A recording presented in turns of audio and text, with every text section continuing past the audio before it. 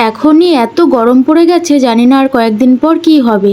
চলো এই এত মারাত্মক গরমের একটা দিনের ভিডিও তোমাদের সঙ্গে শেয়ার করি। হ্যালো এভরিওয়ান, তোমরা সবাই কেমন আছো? আমার এই ছোট্ট একটা ভিডিওতে তোমাদের অনেক অনেক ওয়েলকাম। এই যে দেখো, সকালবেলায় গিয়েছিলাম বাজারে, মানে এই 10টা সাড়ে 10টার দিকে, তাতেই পুরো ঘেমে স্নান করে গিয়েছি। বাজার বলতে কাছেই একটা দোকানে, মানে কাছে একটা মাছের দোকান, একটা মুদিখানার দোকান আছে, তো সেখান থেকে টুকিটাকি কিনে নিয়ে চলে এসেছি। তো এখানে আমি অল্প করে নিয়ে এসেছিলাম মাছ, আর এখানে নিয়ে এসেছি কাঁচা কলা, আলু, টমেটো, মানে টুকিটাকি সবজি, আর কিছু মুদিখানার বাজারও নিয়ে এসেছি। আজকে এত গরমে রান্না করব পাতলা করে মাছের ঝোল, তাও আবার কাঁচা কলা আলু দিয়ে। হ্যাঁ, কাঁচা কলাটা না আমার বেশ ভালো লাগে খেতে গো সবজির মধ্যে। তো যাই হোক, আমি এখানে রান্না বসিয়ে দিয়েছি। তো এখানে আমি আলুটার কলাটা একটু নুন হলুদ দিয়ে হালকা করে ভেজে নিচ্ছি। তারপরে এর মধ্যে একটা মশলা দেব। তো এই মশলাটার মধ্যে আছে গোটা জিরে, শুকনো লঙ্কা আর আদা। হ্যাঁ, এবার তোমরা নিশ্চয়ই ভাবছো যে দিদিভাই এত গরমে তুমি শুকনো লঙ্কা খাও? আরে বাবা, ঝাল খেয়ে এতটাই অভ্যাস খারাপ হয়ে গেছে যে কাঁচা লঙ্কার ঝাল বা এমনি কোনো ঝাল আমি খেতে পারি না। মানে শুকনো লঙ্কার বাটার তরকারি খেয়ে খেয়ে এমন অভ্যাস হয়ে গেছে। তো যাই হোক, তারপরে আমি টমেটো দিয়ে ভালো করে মশলাটাকে কষিয়ে জল দিয়ে মাছ দিয়ে নামিয়ে নিয়েছি।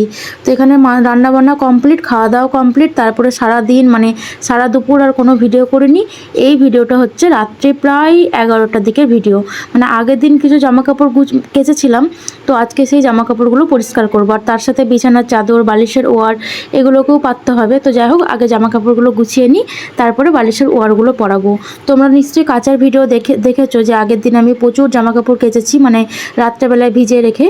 তো এটা হচ্ছে তার পরের দিনের ভিডিও, মানে দুদিন পর পর ভিডিও শেয়ার করছি। সচরাচর আমি এমন ভিডিও খুব কমই করি, মানে আমি একদিন ভিডিও করলে সেই ভিডিওটা 3 দিন 4 দিন ধরে শেয়ার করি, তারপর আবার পরে করি।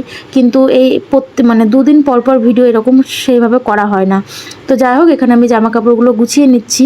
আর সন্ধ্যের দিকেই করা হতো, কিন্তু সন্ধ্যের দিকে যেহেতু এখন ফেসবুকে লাইভ করি, তো সেই কারণে আর সময় পাই না। তো এখন রাত্রেবেলাতে খাওয়া দাওয়া কমপ্লিট করে শোয়ার আগে এই কাজগুলোকে করে তারপর এখন শুতে যাব।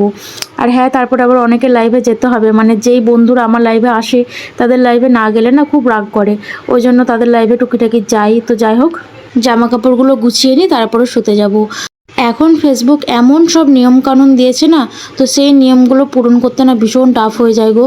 আমার আগে উইকলি যে চ্যালেঞ্জটা দিত ফেসবুক থেকে, সেই উইকলি চ্যালেঞ্জটা কিন্তু ভীষণ সহজ ছিল, কিন্তু এখন এই রিসেন্ট 1 সপ্তাহ থেকে দেখছি এই উইকলি চ্যালেঞ্জটা না ভীষণ টাফ দিচ্ছে।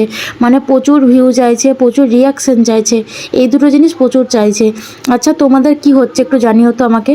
তো এই যে বালিশগুলো দেখছো, এই বালিশগুলো কিন্তু আমার হাজব্যান্ডের, মানে আমার হাজব্যান্ডের বিয়ের আগের বালিশ। তো এই বালিশগুলো আমরা আগে ব্যবহার করতাম, তো ওগুলো আমার কাছে যত্ন করে রেখে দিয়েছে একটা স্মৃতি হিসেবে। কিছুই তো নেই, তো এই বালিশগুলোই থাক, যে কদিন ইউজ করতে পারি। আর এই যে বালিশটা দেখছো, এটা কেরালায় আমি শক্ত বালিশে শুতে পারতাম না, তো আমার হাজব্যান্ড আমাকে একটা নরম বালিশ এনে দিয়েছিল, তো এটাতে আমার খুবই উপকার হয়েছে। তো এই নরম বালিশ ছাড়া আমি একদমই শুতে পারি না। আচ্ছা, আমার মতো তোমরা কে কে